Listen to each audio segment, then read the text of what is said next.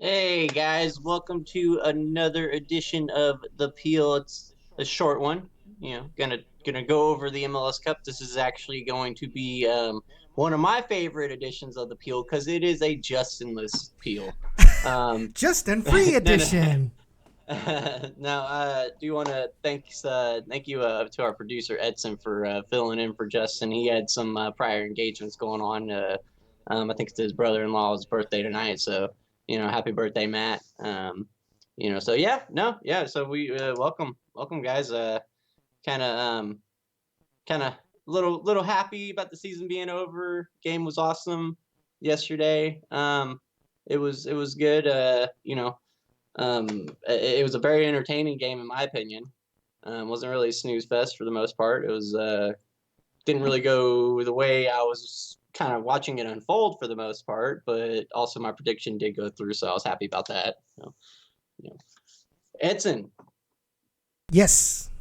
how was your thoughts on it, real quick? Real quickly, I guess you can say that it was a match that went exactly how I thought it was gonna be. It was gonna be very at the beginning. It was gonna be one of those matches where neither team was going to try to make a lot of mistakes. Wish that that memo would have gone to Omar Gonzalez because it looks like he was like out there to try to ruin it for Toronto. But no, but seriously, I think it went as I thought it was gonna be. And once we start talking more in depth about this match, at the end of the day, I mean, it's no surprise that Seattle won. I just think that the way that the match went on, it was the score line that was a little bit Mhm. surprising Yeah. because of how the match had gone before.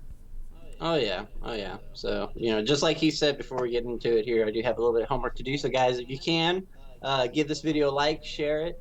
If you guys can also follow us on our Twitter at the Peel05. Also, give us a like on Facebook at the Peel05. Show some love out there.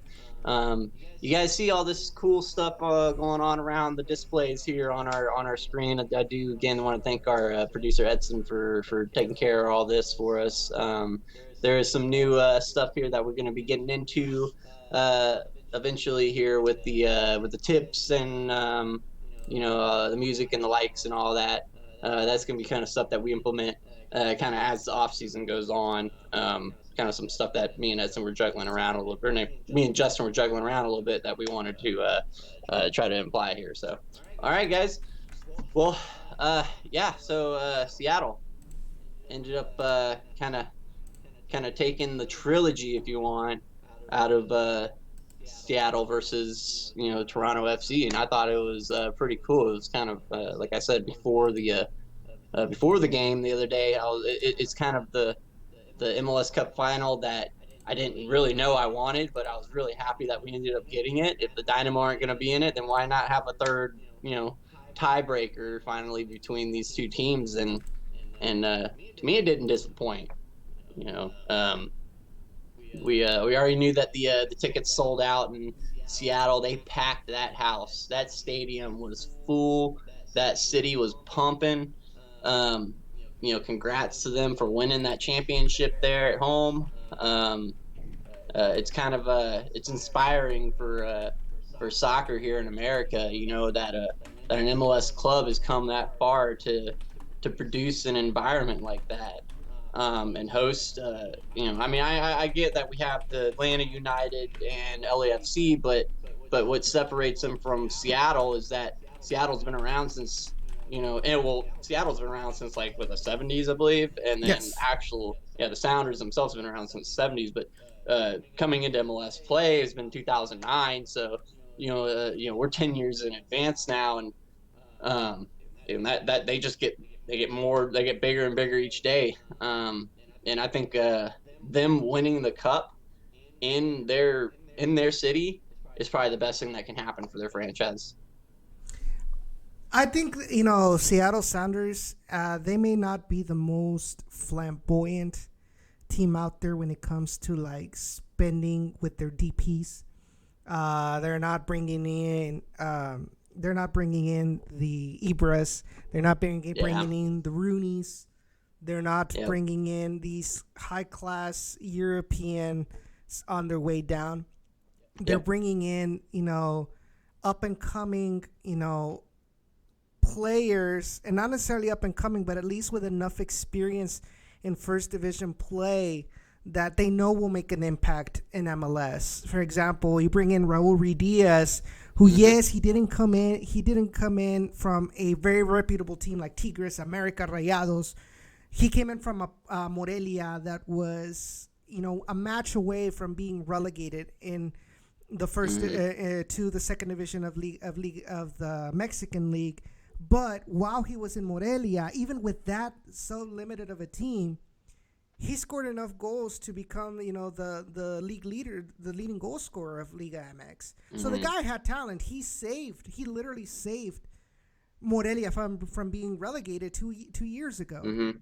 You know, Yeah. you Yeah. bring in Nico Lodero, you bring in Victor Rodriguez. Victor Rodriguez. Who's Mm-hmm. Victor Rodriguez? Well, yesterday now you see what kind of talent Now you know. now you see Yeah. what kind of talent he brings in. Yeah. He might not have been Um, a well known player from Barcelona. mm-hmm. But he is But from La Masia.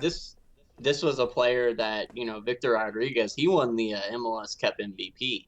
And this is a player name that I've actually you say came from Barcelona and stuff. I actually have only known him through the Sounders. Kind of with me a little bit. I'm super heavy on the MLS side, not so much on the European side, where I see a lot of these guys coming into MLS, and I'm like, oh, cool, he played for Barcelona. I've never heard of a guy, but you know, um, obviously the talent, the competition difference is there. That he can put up such a good performance. You even bring up Raul or Ruiz. Yes. I almost said Raul Rodriguez again because my heart's still with the Dynamo there, but um, no, man. I see all these players. Nico Ladero, he's been in the league, uh, since their 2016 run. So we already know a lot about him, the Uruguayan there, and who actually still plays really well with his national team, in my opinion. Um, so yeah, they have a lot of good core talented players on this squad that are international, and then they do follow it up with catering towards the American side of it as well with your Jordan Morris and then your Christian Roldans. So they have a great system in place there. And Brian Smetzer, man, I mean, filling in, taking over for Shiggy Smith when he left, R.I.P. by the way, taking over for him when he was let go from the club, it was kind of it was a shocker, but he's already implemented his foundation with that team and that organization. So I mean, it's a good organization, man. I mean, there's not much else you can say about it. I mean, um, the atmosphere, my God, man. Like I went to the atmosphere. I went to that stadium when they hosted us in 2017 in the conference finals. And I kid you not, you walk into that stadium, man, and it is electric.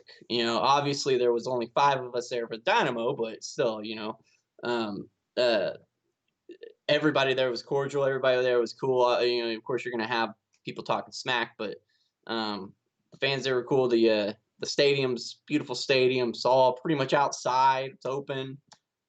Um, it's loud.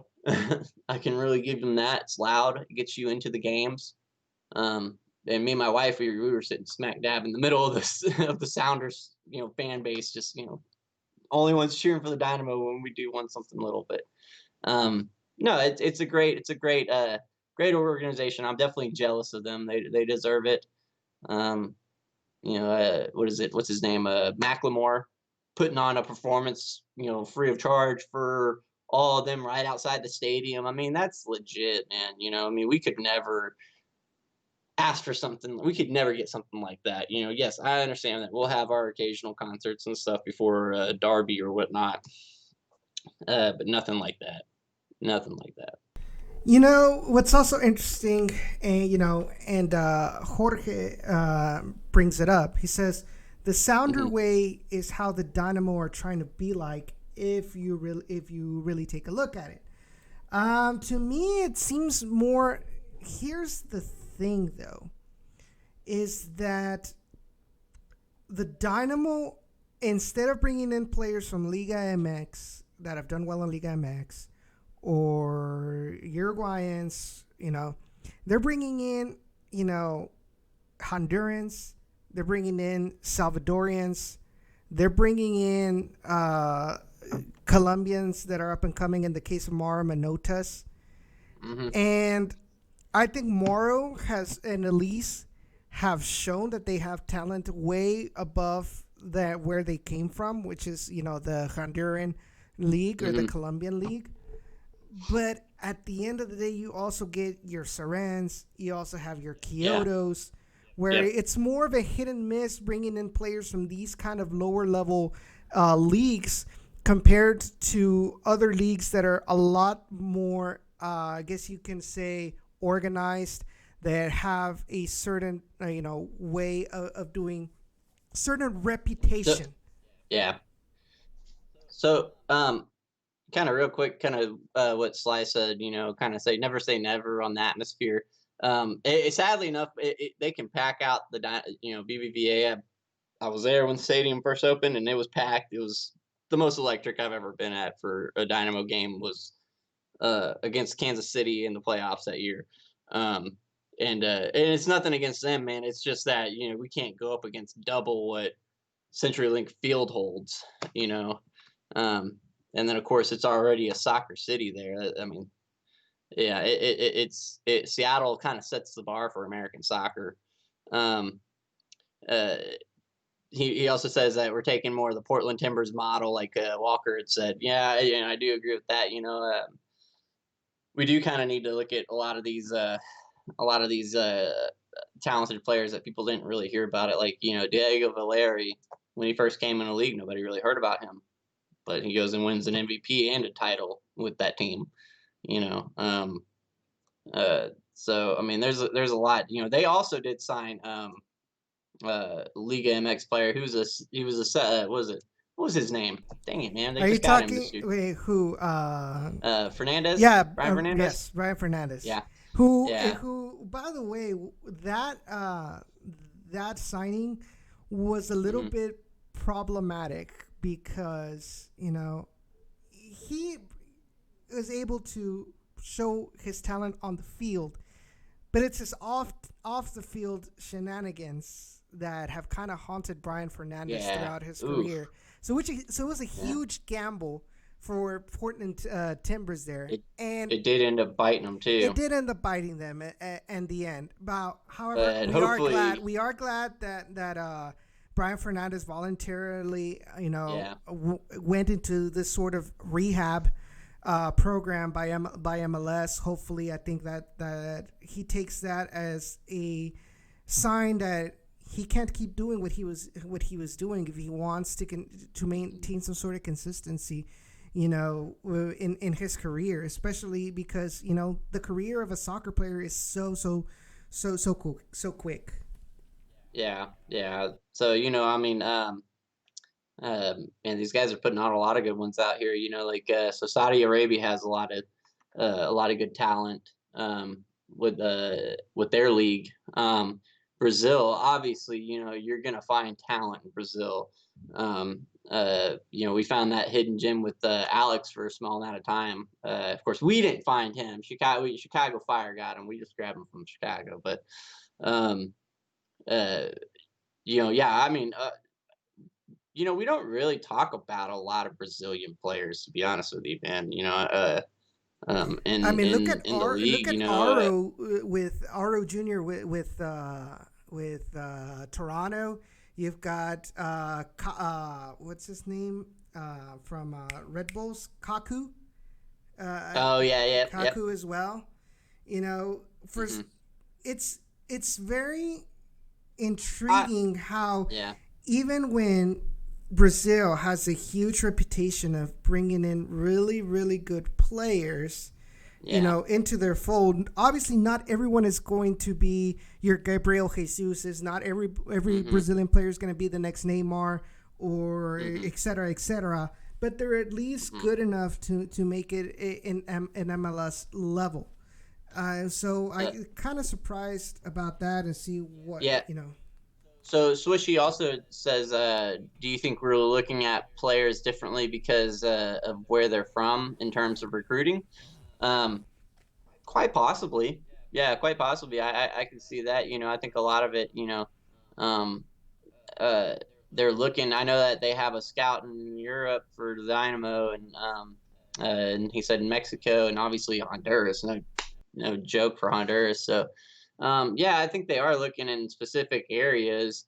It'd be more beneficial, for us because the way that I look at it is like they're gonna try to eventually start. Well, see, I say that they're gonna try to cater. They hadn't been catering towards the proper Hispanic culture, in my opinion, as far as players go. But I still think that it would be a best idea if they did cater towards that. Because if you want to draw those fans in, who watch the Club Americas or Tigres, go sign those players, but make sure it's the right kind of player.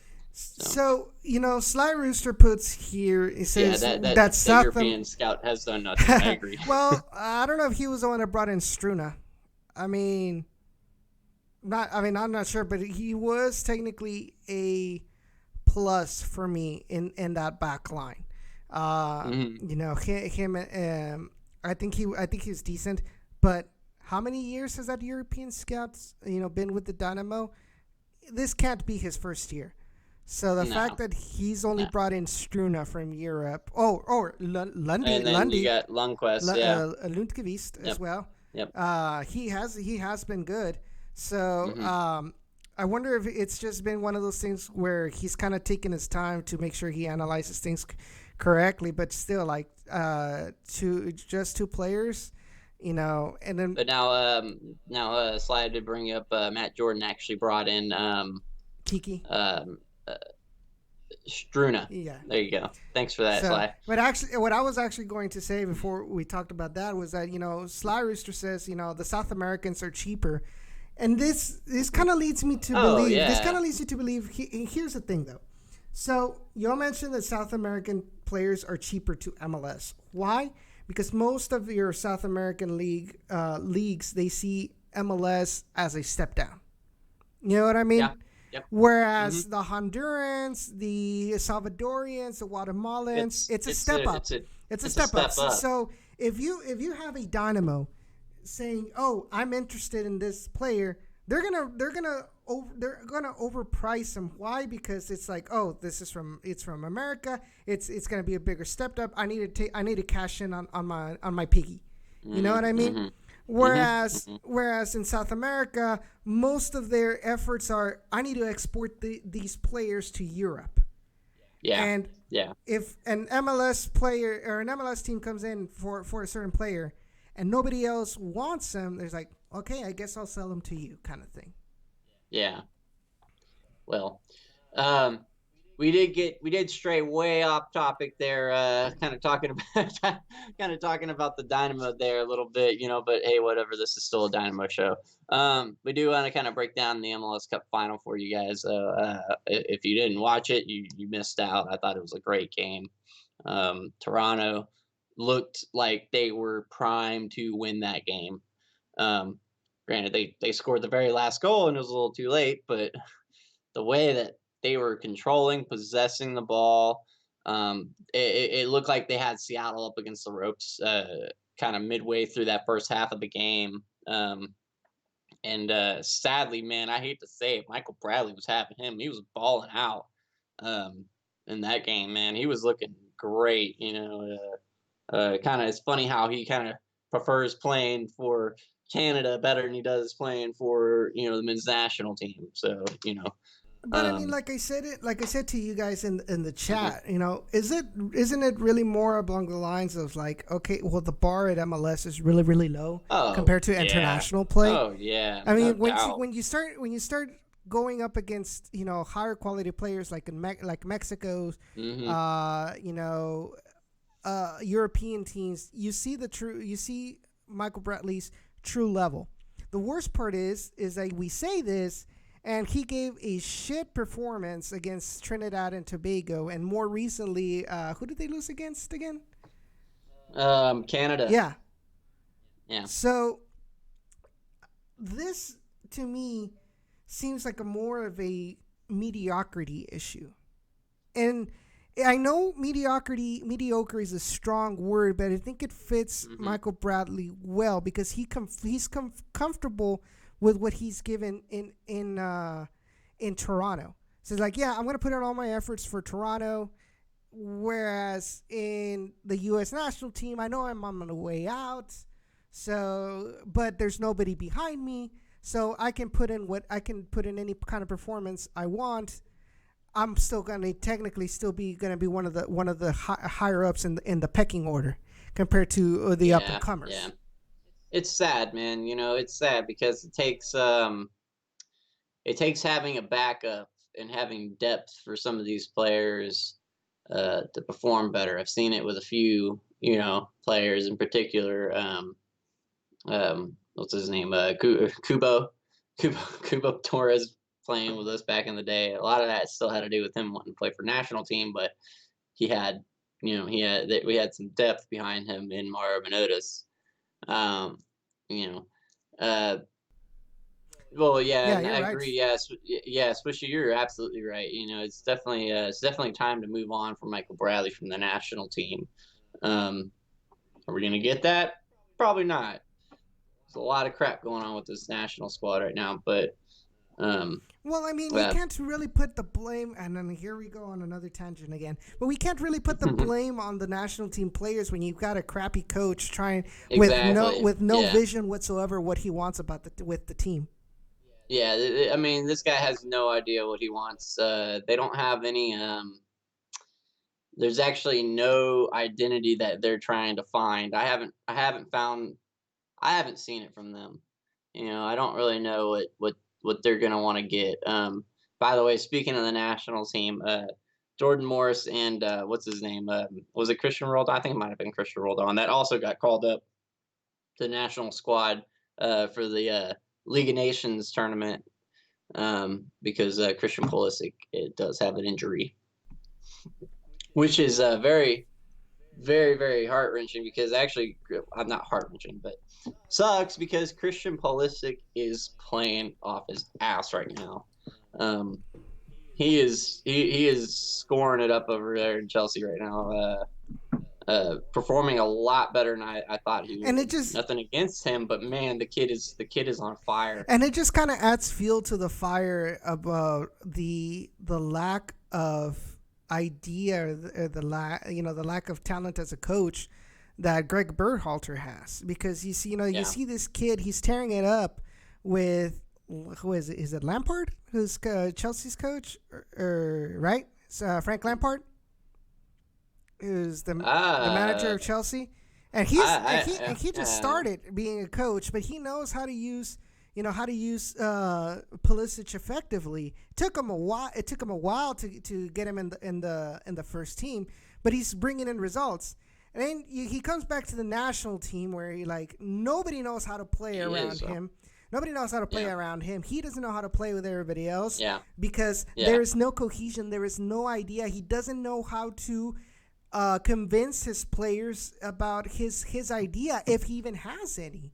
And you Yeah. see it in the way Pulisic. You see his facial expressions when he's subbed off. He's like, it's to me, it's like a feeling of powerless. It's like, I know I can do much better. There's so much responsibility around me to lead this national team to greatness, but I can't. Mhm. Given the tools that I had, I can't carry this team alone. If my coach Mhm. doesn't help me out, who's supposed to be the one that has to take most of the weight, I mean, Yeah. what can I do?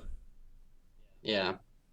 No. I mean, it's all right. National team's kind of getting me fired up now. So Sly Rooster says Morris had so much potential, but he wasted it with the Yeah, Sounders.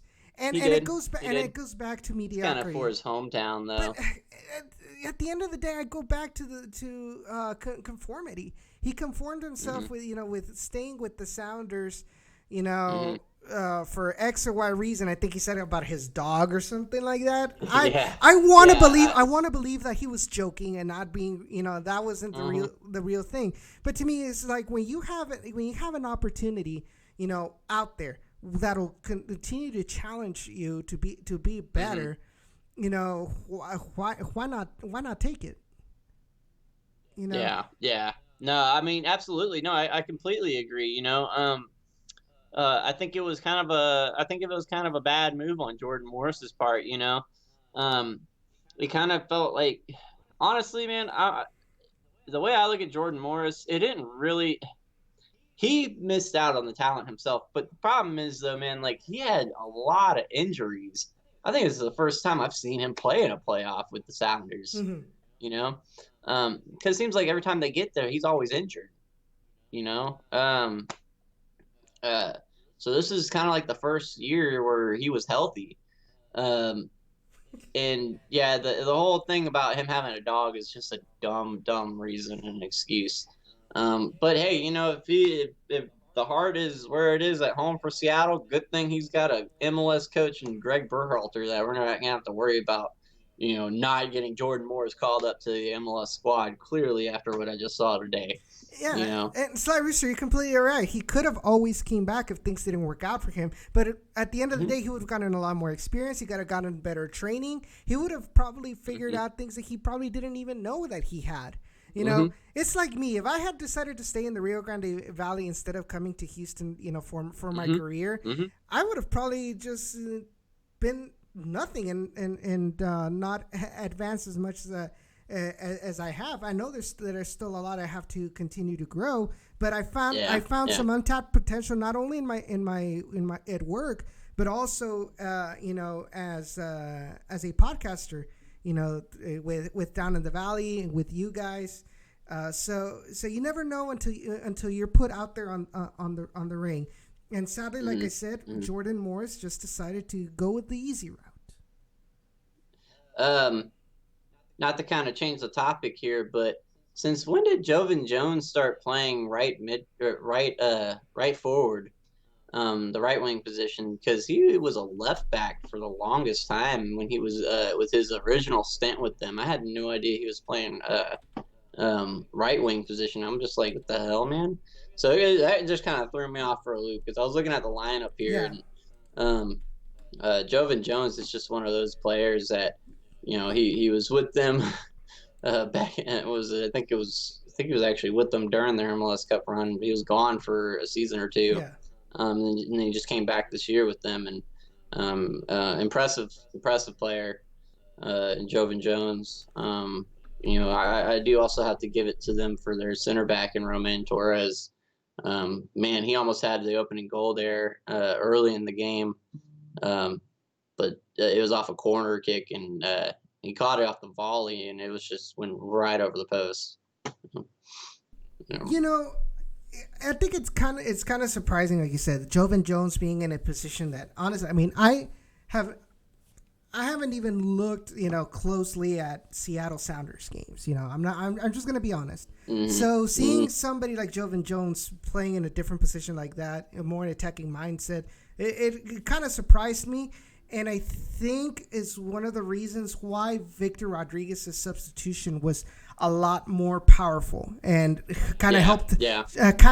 pave the way for Seattle Sounders to get a good result because I recall who is it? Is it Taylor Twelman? That's Yeah, Taylor yeah. So Twellman. Taylor Twelman mentioned something about that in Victor Rodriguez's goal. It's like that explosiveness of being able to outside the box shots, 1-2 passes. Hmm. You don't get Hmm. that from Jovan Jones, and you do, Hmm. and we saw that with Victor Rodriguez.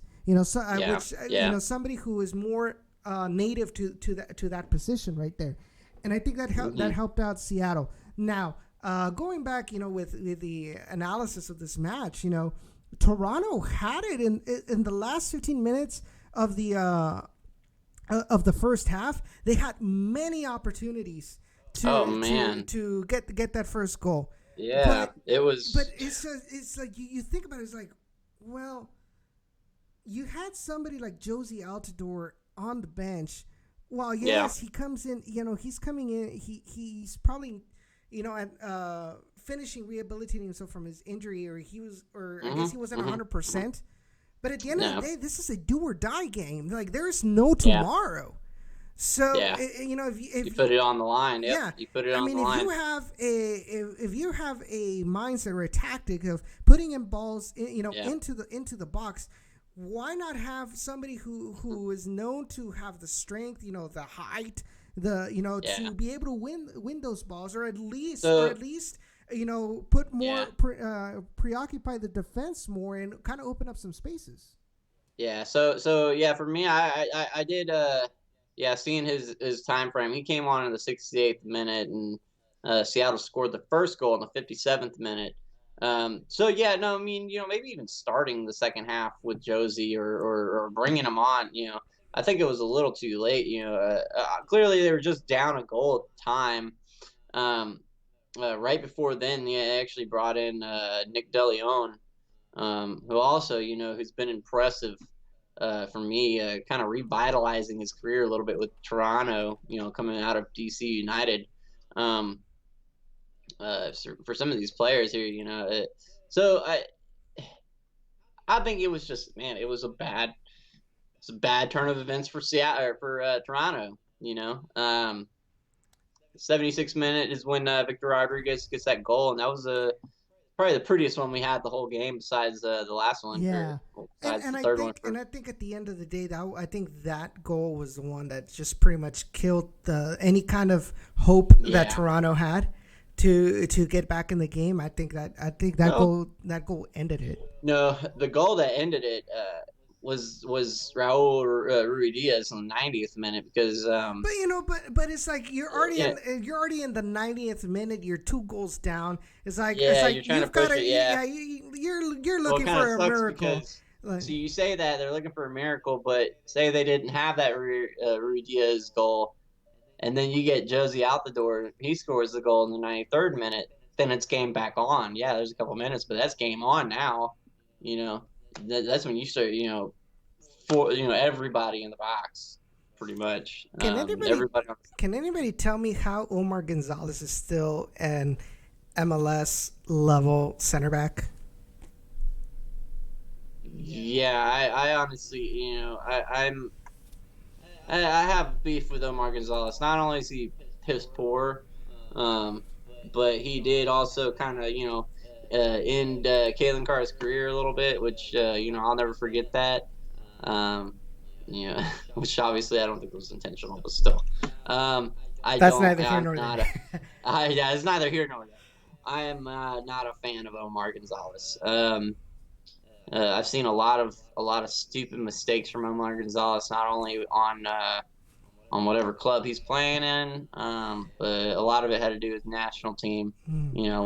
When you're playing, you got to clear the damn ball at some points in Yeah. time, man. Just clear the ball. It's not hard. So. So I was talking to you, before we started the show. We were talking about Omar Gonzalez. He was making mistakes left to right in the first half, and everybody, I remember even the guy, because I was watching it through TUDN Univision, and the commentators were saying, Vanny needs to sub out Omar Gonzalez at the half because he's just been that bad.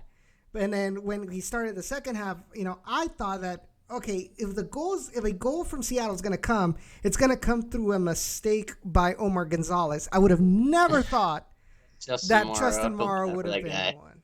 Feel bad for that guy. He just can't catch a break with that team. It comes in MLS Cup Finals for that guy. So it's a bad one. We're having some delay here, but we are about to actually wrap this one up here, though. Um, it was a good one, though. I mean, it was a good, entertaining final.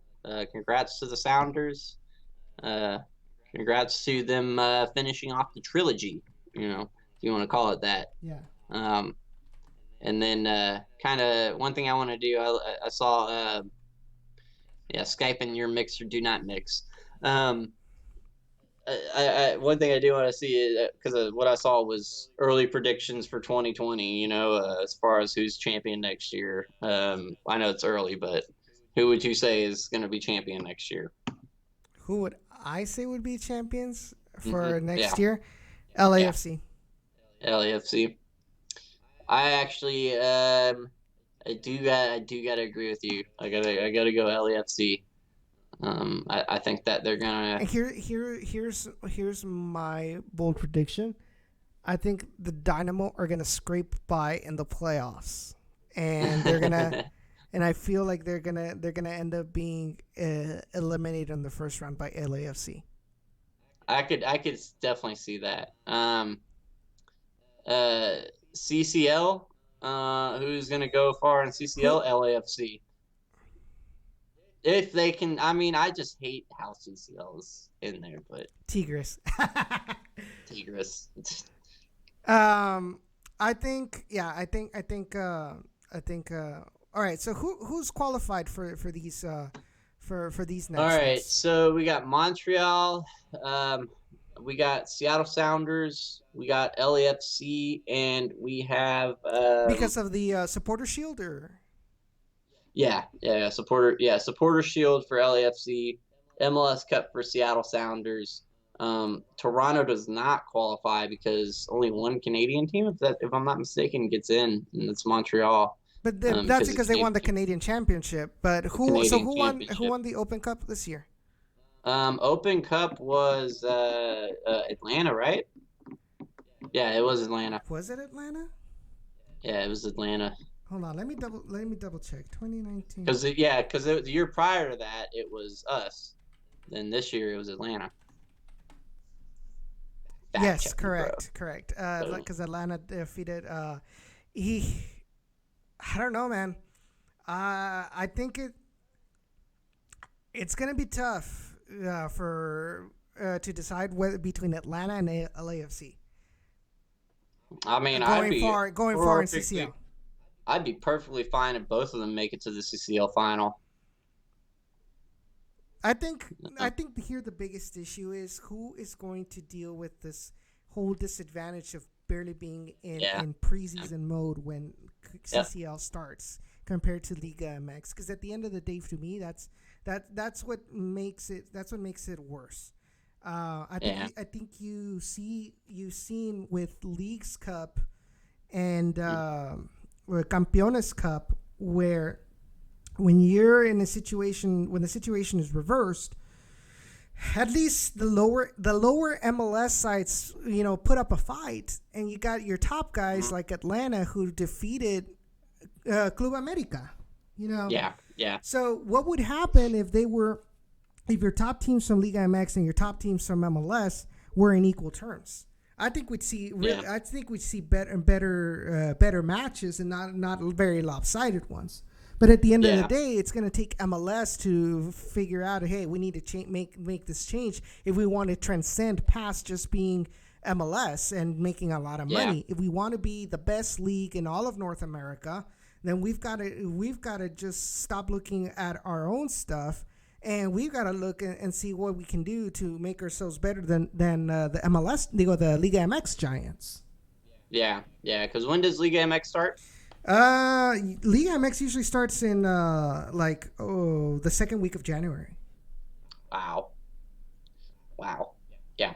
So there's a little bit of a time frame difference there. So you know, yeah, no, I mean, it would take MLS changing their schedule, and honestly, they would, in order for them to do, they would have to take a longer off season, I think, to transition over to that. Mm-hmm. Maybe end. Maybe do half a season or something. I don't know. I don't know how they would even approach that without losing money. They're all just about Don Garber just wanting to say, I don't give a damn I about don't what we know, do. We just man. want to make money within I the. don't know because remember Liga MX. So Liga MX used to be one long season, and for Mhm. money reasons to make more money, they decided to do two short seasons. Two short So seasons. you know you can have it where you play the each team once, and then you flip, like let's Mm, say you played Atlanta at home, in this season. You can play Atlanta away, the next Yeah, short yeah. season. But because of the whole conference thing, that's what makes it a whole lot more complicated to do those kind of stuffs when it comes. And more teams keep pumping in here as well. Yes. So, So yeah, Jorge, we're actually pretty much done as well for tonight's yeah, show. yep. So, we will be taking. I think he said a week off at least. We'll be in touch. Obviously, we'll let you guys know when we do a show again. Hmm. We do have some. Dynamo fans for change work coming up. Um, the So be sure if you guys have any Yeah, questions or something that you want us to ask yeah. let us know, and we'll try to get them out there, either John Walker or Matt Jordan or Mhm. whoever. Uh, I would hope that Deanna Tab would Witter. be in that meeting as well. Yeah, I hope so too. Hopefully, they can actually do something with Tab Yeah. as well.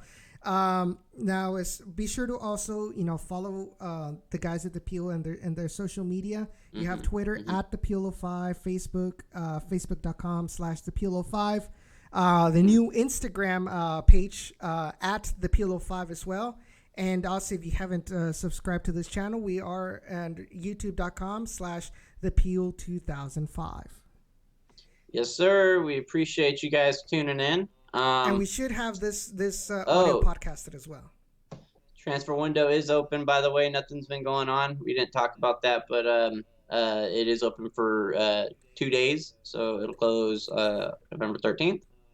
So just keep that in mind. Keep your eyes on Twitter. If there's any moves, we'll know about it most likely through that first. So, okay. All right, guys. Well, All right, guys. we'll see each other in the next one. We do appreciate y'all tuning in. Thanks, All guys. right, take care. All right.